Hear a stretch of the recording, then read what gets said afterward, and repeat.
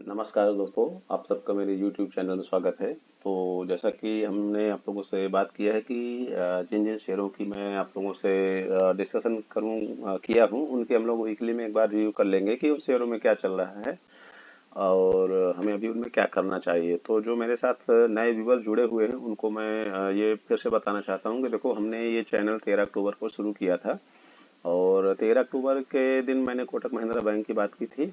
तो ये जो ऊपर में जो कॉलम है उसमें देखो, ये है सीरियल नंबर। जिन जिन शेयरों की हम बात करते हैं उसमें हम सीरियल नंबर वाइज इनको ऐड करते जाते हैं। यहाँ पे डेट दिया हुआ है कि कौन से शेयर की मैंने किस दिन बात की, तो ये वहाँ पे डेट दिया गया है।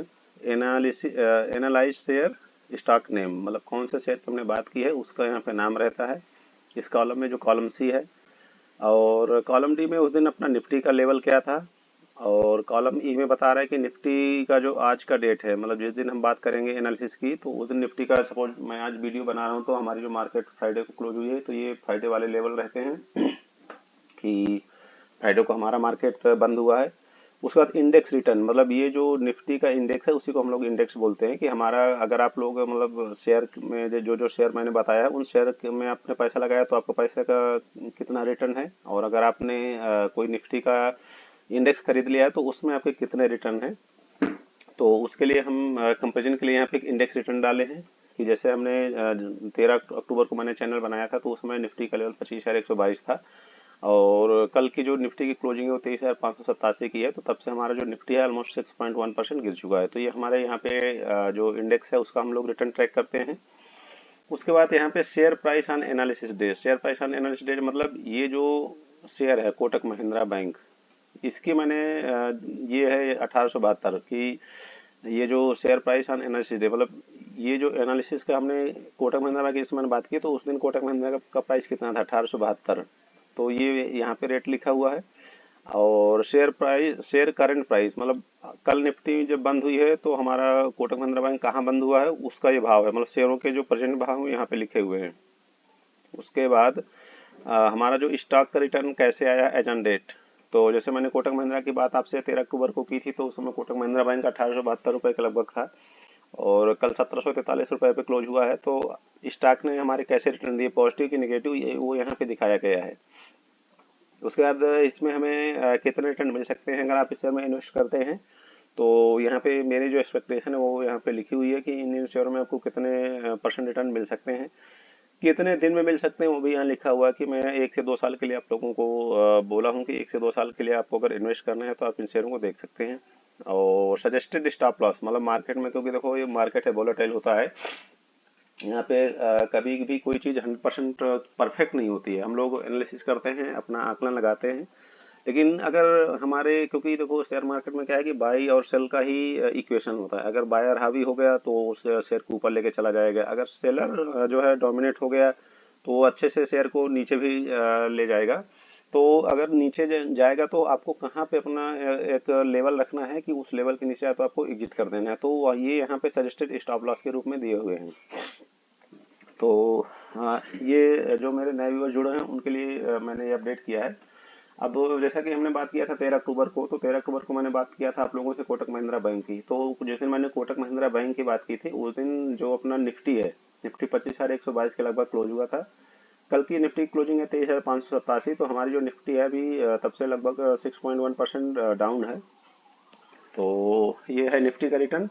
और उस दिन कोटक महिंद्रा का बैंक का जो है 1872 रुपये का भाव था। मैंने आप लोगों को बोला था कि अगर ये 1872 है तो आप यहाँ से लेके 1840, 1830-35 इन लेवलों तक आपको कोटक महिंद्रा बैंक, मैंने बोला था कि अगर मैंने, तो आप ले सकते हैं। तो अभी जैसे कल कोटक महिंद्रा बैंक क्लोजिंग हुई है 1743 रुपये के लगभग, तो हमारा भी शेयर 6.9% डाउन है। तो मतलब जैसा हमारा निफ्टी गिरा है वैसे हमारा शेयर भी अंडर परफॉर्म ही कर रहा है। तो हमारा निफ्टी और जो शेयर है वो दोनों ऑलमोस्ट इक्वली गिरे हैं। लेकिन जिन जिन लोगों ने अभी इस शेयर को लिए हुए हैं तो वो इस शेयर में अपनी पोजीशन को बनाए रखें। इसमें एक्सपेक्टेड रिटर्न जो अभी भी हैं 20 से 40% वो मिलेंगे। देखो आपको अभी जैसे मैं बताना चाह रहा हूँ कि 13 अक्टूबर को हमने चैनल बनाया, तो 13 अक्टूबर से देखो 13 नवंबर हुआ 1 महीना, 13 दिसंबर हुआ 2 महीना। तो अभी हम मतलब लगभग 2 महीने हुए हैं। तो 2 महीने में अब बहुत सारे लोगों ने, अगर जिनको पता नहीं है शेयर मार्केट के बारे में, वो ले लेंगे। उनके शेयर अगर 5-5, 10-10% गिर गए हैं तो वो बहुत घबराने लगेंगे, अरे यार मेरा पैसा डूब गया, मेरा क्या होगा, ये हो। बट मैं बता रहा हूँ अपने एक्सपीरियंस से कि यहाँ पे कुछ नहीं होता। आपको केवल अच्छी कंपनियों को चूज करना है और उनमें इन्वेस्टमेंट करना है। और अगर वो अच्छी कंपनी आपकी 5%, 10% गिर भी जाती हैं तो आपको पैनिक नहीं करना चाहिए। तो अभी भी मेरा मानना है कि ये आगामी 1 से 2 साल जो पीरियड है, तो उसमें आपको ये जो रिटर्न दिए हुए हैं ये आपको आते हुए दिखेंगे। और अगर ये 1695 रुपये के नीचे जाके क्लोजिंग दे दे तो आपको इस शेयर से एग्जिट कर देना चाहिए। तो ये हो गई, हमने कोटक महिंद्रा बैंक की बात की है। अब क्वेश्चन ये है कि जिन लोगों के पास कोटक महिंद्रा बैंक, जिन्होंने यहाँ पे नहीं लिया था इन लेवलों पे 1872 से 1840, तो क्या वो अभी ले सकते हैं? तो मेरा मानना है कि बिल्कुल ले सकते हैं, क्योंकि इस बैंक में अभी तक ऐसे कोई प्रॉब्लम मुझे नजर नहीं आती है। तो अगर आप यहाँ पे ले लोगे तो आपके और उतने अच्छे रिटर्न बनेंगे। तो ये हो गई कोटक महिंद्रा बैंक की बात।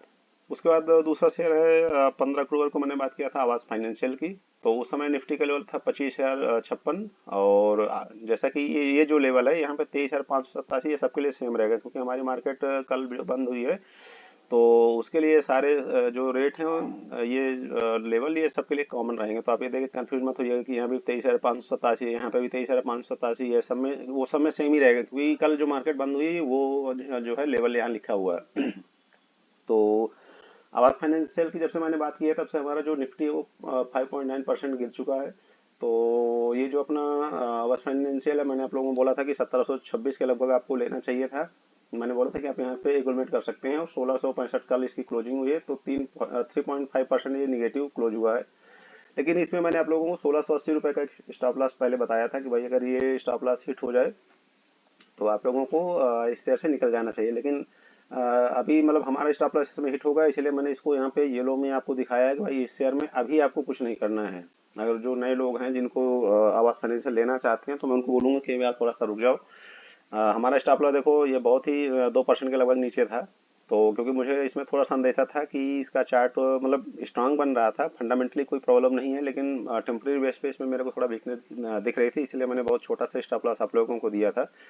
छोटा सा स्टॉप लॉस देने का मतलब जैसे 1600 मैंने बताया 80, तो 1680 मैंने बताया, तो मतलब जस्ट 2.7%, तो 2.7% के नीचे अपना स्टॉप लॉस दिया हुआ था कि भाई अगर ये टेम्परेरी बेस पे ये लेवल टूट जाए तो आप एग्जिट कर दें। और देखो कि हमारा करीब 1 महीना पहले ही ये लेवल टूट गया था, तो तब से अभी तक मार्केट में थोड़ा सा वीकनेस ही बनी हुई है। तो जिन लोगों को लेना है तो मैं बोलूंगा कि थोड़ा सा वेट कर लें, क्योंकि मार्केट का सेंटिमेंट भी अभी थोड़ा सा ठीक नहीं लग रहा है।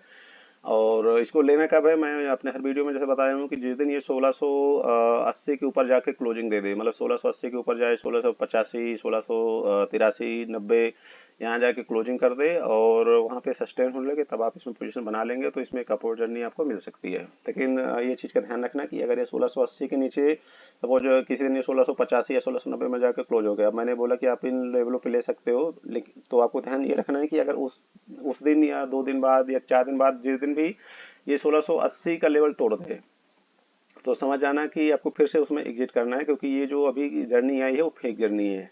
तो इन चीज़ों को आपको ध्यान में रखना है। उसके तो ये हो गई हमारी जो है आवास फाइनेंशियल की बात। अभी हम बात करेंगे GLHL शेयर की 20 अक्टूबर को, जिसको मैंने आप लोगों से शेयर किया था। तो उस समय से आप देखोगे कि निफ्टी का लेवल था 24,791, कल की निफ्टी क्लोजिंग है 23,587। तो तब से हमारे निफ्टी ने 4.9% के नेगेटिव रिटर्न दिए हैं, मतलब मार्केट तब से लगभग 5% डाउन है। और हमारा जो ये शेयर है मैंने बताया था कि 1354 के इर्द गिर्द आपको बाय करना है। और इसका जो टारगेट मैंने दिया था कि 40 से 50% इसमें बढ़ने का पोटेंशियल मेरे को दिख रहा था 6 से 12 महीने में। तो अभी तक हमारे शेयर ऑलमोस्ट 16% पॉजिटिव रिटर्न दिए हैं। तो ये काफ़ी अच्छा ही रिटर्न है मेरे ख्याल से। अगर किसी ने इन्वेस्ट किया है 20 अक्टूबर को, तो वो 20 अक्टूबर से 20 नवंबर 20 दिसंबर ऑलमोस्ट 2 महीने में अगर किसी को 16% मतलब इवन ये शेयर तो इसके ऊपर भी गया था, लेकिन हम लोग जिस दिन बात करते हैं जिस दिन क्लोजिंग हुई है, तो जब क्लोजिंग की बात करते हैं तो जैसे मार्केट मैं अब आज वीडियो बना रहा हूँ तो मैं तो वही भाव लूंगा जो मार्केट जिसने क्लोज हुआ है। नहीं तो ये हमारे शेयर 20-25% भी शायद बढ़ा था, अगर आप लोग जाके चार्ट पे देखोगे तो 16.2% के हमारे पॉजिटिव रिटर्न है। और अभी भी इसमें मैंने 6 से 12 महीने का टारगेट दिया था, मैंने बताया था, आप मेरा वीडियो उसमें पढ़ा जाके कि भाई ये इस कंपनी का जो चार्ट है बहुत स्ट्रांग मेरे को लग रहा है, फंडामेंटल भी काफ़ी अच्छी कंपनी है। तो इसलिए इसका जो टाइम पीरियड था मैंने आपको 6 से 12 महीना दिया था, और अभी हमारे 2 महीने हुए हैं, तो हमारा जो टारगेट है वो भी इंटैक्ट है। लेकिन मैंने अपने पिछले वीडियो में बताया था कि क्योंकि देखो सबकी रिक्वायरमेंट अलग अलग होती है। कोई 2 महीने के लिए पैसा लगाता है मार्केट में, कोई 6 महीने के लिए लगाता है, कोई 5 साल के लिए लगाता है। तो मैंने बोला था कि जिन लोगों को अभी पैसे की रिक्वायरमेंट हो किसी न किसी रीजन से, तो वो इस शेयर में प्रॉफिट बुकिंग के लिए सोच सकता है। तो और मैंने ये भी बताया था कि अभी जो अपना जैसे स्टॉप लॉस मैंने आप लोगों को दिया था 1170 रुपये, तो मैंने बताया था कि 1170 का भी स्टॉप लॉस इससे हटा के आप इसको 1370 का कर दो। क्योंकि अभी हमारा 1354 से आप देखो कि ऑलमोस्ट 225 रुपये इस शेयर में आपको बढ़ते हुए मिल गए हैं। तो मैंने बोला था कि आपका क्योंकि मार्केट का सेंटीमेंट तो देखो वीक है, अब जब मार्केट ओवरऑल वीक होता है तो अच्छे शेयर भी गिरेंगे, और जो कमजोर फंडामेंटल वाले शेयर हैं वो भी गिरेंगे। तो अपना प्राइस को और प्रॉफिट को अगर आपको प्रोटेक्ट करना है, तो मैंने बताया था कि 1170 के स्टॉप लॉस को अब आप बढ़ा के 1370 कर दो। तो अगर किसी भी दिन ये 1370 के नीचे चला जाए, तो इस शेयर पे आप अपनी टेम्परेरी पोजीशन एग्जिट कर सकते हो, जिसको इमीडिएट पैसे की रिक्वायरमेंट है, जिसको ये है कि नहीं अभी मैं रख सकता हूँ 1 से 2 साल, तो मुझे लग रहा है कि आने वाले टारगेट भी आपको देखते हुए मिलेंगे। तो ये चीज को आपको ध्यान में रखना है। तो ये हमने बात कर ली जीएलएचएल की। अब नेक्स्ट हम बात करेंगे वेल्सपन लिविंग की। तो वेल्सपन लिविंग की मैंने बात किया था 22 अक्टूबर को, और तब से हमारा जो मार्केट है उस दिन मार्केट 24,480 का था, और कल की अपनी क्लोजिंग है 23,587। तो अभी भी 3.6% के निगेटिव रिटर्न है जब से हमने बात की शेयर की। और इस शेयर का भाव 153 रुपये था जब मैंने आपसे बात किया था, और कल की इसकी क्लोजिंग है 163 रुपये के लगभग है। हालांकि कल तो 4-5% जो है डाउन हुआ है, अदरवाइज ये हमारा शेयर काफी ऊपर तक गया था। लेकिन हम लोग बात क्लोजिंग की करते हैं, तो इसमें हमें 6.8% के पॉजिटिव रिटर्न मिले हैं। तो इस गिरते हुए मार्केट में देखो, जहाँ पे मार्केट पूरी रेड है, तो 6.8% हम अच्छा ही कर रहे हैं, मेरा मानना यही है। तो अभी भी आपको इसमें जो एक्सपेक्टेड रिटर्न है 30 से 40% 1 से 2 साल के भीतर आते हुए दिखेंगे। और 120 का आपको स्टॉप लॉस को ध्यान में रखना है। और मैंने इसके बारे में बताया था कि भाई जिसको जो है प्रॉफिट बुक करना हो, तो आप इसमें देख सकते हो, क्योंकि मार्केट का सेंटिमेंट वीक है। तो आपको अगर लॉन्ग टर्म ही इन्वेस्ट करना है, तो भी आप इन शेयरों में रहना है। तो जिन जिन शेयरों में आपको प्रॉफिट आते हुए मिल रहे हैं, उनमें आप जो है सेल करके कैश में चले जा सकते हैं। तो ये आप 120 के स्टॉप लॉस को आप ध्यान में रखना। अभी हम बात करेंगे साइन डीएलएम की। 30 अक्टूबर को मैंने इस शेयर की बात की थी। तो जब से मैंने इस शेयर की बात की है, तब से मार्केट ने 3.2% की निगेटिव रिटर्न दिए हैं। और उस दिन जो शेयर प्राइस है साइन डीएलएम का वो 614 रुपये था, और कल की क्लोजिंग इसकी 678 रुपये के लगभग है। तो इस शेयर ने भी हमारे 10.4% के पॉजिटिव रिटर्न दिए हैं। तो अभी भी हमारा जो टारगेट है कि 20 से 40% के रिटर्न आपको 1 से 2 साल में आते हुए देखेंगे। तो 530 का आपको स्टॉप लॉस लगा के रखना है। तो इस शेयर में भी मैंने बताया था कि देखो, क्योंकि मार्केट का सेंटिमेंट ऐसा है, तो मैंने बोला था कि भाई जिसको इमीडिएट पैसे की जरूरत हो, तो अब ये क्योंकि हमारे शेयर ऑलरेडी देखो पीछे तो 690-95 ऐसा भी गया था, 700 भी शायद लेवल इसने टच किया है। तो मैंने बोला था कि भाई इस शेयर के लिए आपको 614, क्योंकि ये शेयर हमारा बढ़ गया, तो मैं बोला था कि अब इसमें 50 रुपये ऐड कर दो। तो 614 में प्लस ऐड करोगे तो 664 रुपये होता है। तो मैं बोला था कि भाई अब इस शेयर में आप 660 या 663 का आप स्टॉप लॉस लगा लो। ये स्टॉप लॉस जो दिया हुआ है उसके लिए है जो लॉन्ग टर्म इन्वेस्टमेंट है, जिसको मार्केट के टेम्परेरी उतार चढ़ाव से फर्क नहीं पड़ता है। लेकिन जिनको पैसे की रिक्वायरमेंट है किसी न किसी रीजन से, कि भाई मेरे को 15 दिन बाद पैसे चाहिए, मेरे को 1 महीने बाद पैसे चाहिए, तो भाई मैंने बोला था कि इन शेयरों में आप प्रॉफिट बुक कर सकते हो। हालांकि हमारे टारगेट अभी भी इंटैक्ट हैं, तो जो लॉन्ग टर्म इन्वेस्टमेंट के लिए है तो इनको देख अपने उसमें रख सकते हैं। ये अपना लॉन्ग टर्म वाले स्टॉप लॉस है, उनको आपको ध्यान में रखना है। तो ये हो गई हमारी साइन डीलम की बात। अब हम बात करेंगे मास फाइनेंशियल की। तो 31 अक्टूबर को मैंने आपसे मास फाइनेंशियल के बारे में बात की थी, तो तब से हमारा मार्केट 2.7% निगेटिव है।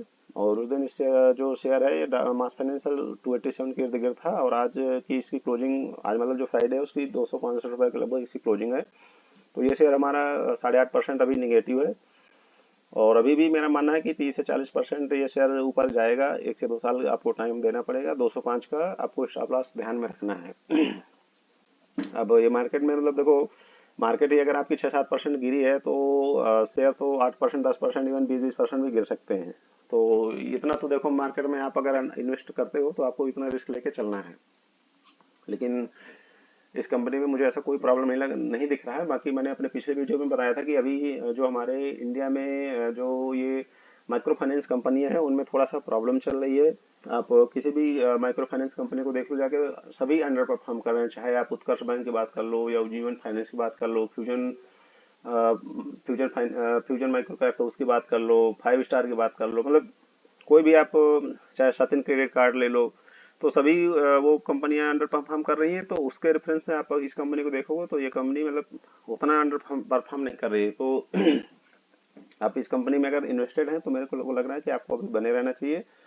205 का स्टॉप लॉस आपको ध्यान में रखना है। हालांकि स्टॉप लॉस थोड़ा सा डीप है, तो जो ज़्यादा रिस्क ले सकते हैं वही लोग इस टाइप की कंपनियों में इन्वेस्ट करें। लेकिन हमें लग रहा है कि अभी 30 से 40% का जो पोटेंशियल है इस कंपनी में है। ये टारगेट आपको 1 से 2 साल में आते हुए दिखेंगे। हम आपसे अपने चैनल में जो जो इस शेयरों की बात करते हैं उसका वीकली अपडेट देते रहते हैं। तो ये हो गई हमारी मास फाइनेंस की बात।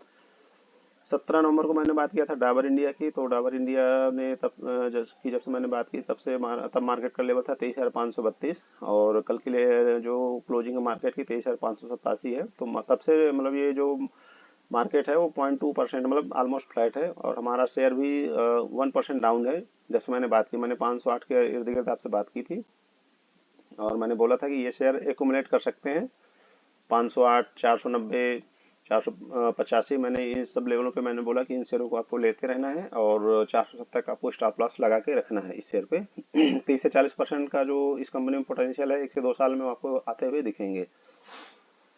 अब हम बात करेंगे बर्जर पेंट की, जो इसको मैंने 21 नवंबर को आपसे शेयर किया था कि ये कंपनी मुझे काफ़ी अच्छी लग रही है इन्वेस्टमेंट के लिए। तो तब से मार्केट हमारा ऑलमोस्ट 0.5% अप है, और ये शेयर 476 के इर्द गिर्द था मैंने जब आपसे बात की थी, और इसकी क्लोजिंग 445 रुपए की है कल की। तो ये मार्केट के हिसाब से हमारा 6% शेयर डाउन है।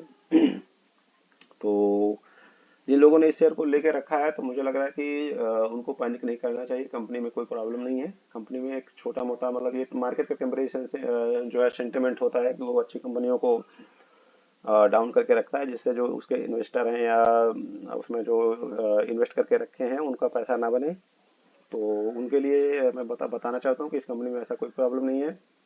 लेकिन ओवरऑल अभी पेंट सेक्टर थोड़ा सा डाउन है, और आप एशियन पेंट को देख लो वो कितना गिरा है। आप इस बर्जर पेंट भी इसलिए गिरा है, कंसाई नेरोलैक भी गिरा है, बट मेरे को ये कंपनी काफ़ी अच्छी लगती है। तो अभी भी इसमें 30 से 40% का जो रिटर्न है वो आता हुआ दिख सकता है 102 साल के भीतर। लेकिन फिर भी ये जो स्टॉप लॉस है 395, इसको आपको ध्यान में रखना है। क्योंकि ये स्टॉप लॉस मैं इसलिए देता हूँ कि देखो मार्केट में कभी कोई कंपनी का प्रमोटर फ्रॉड कर देता है, या ग्लोबली कोई ऐसी न्यूज आती है कि जिससे उस शेयर का लिंकअप होता है, सेक्टर का उसमें लिंकअप होता है। तो अब हर दिन तो मैं आपके साथ अवेलेबल नहीं होता, मैं तो आपके साथ वीकली ही आता हूँ।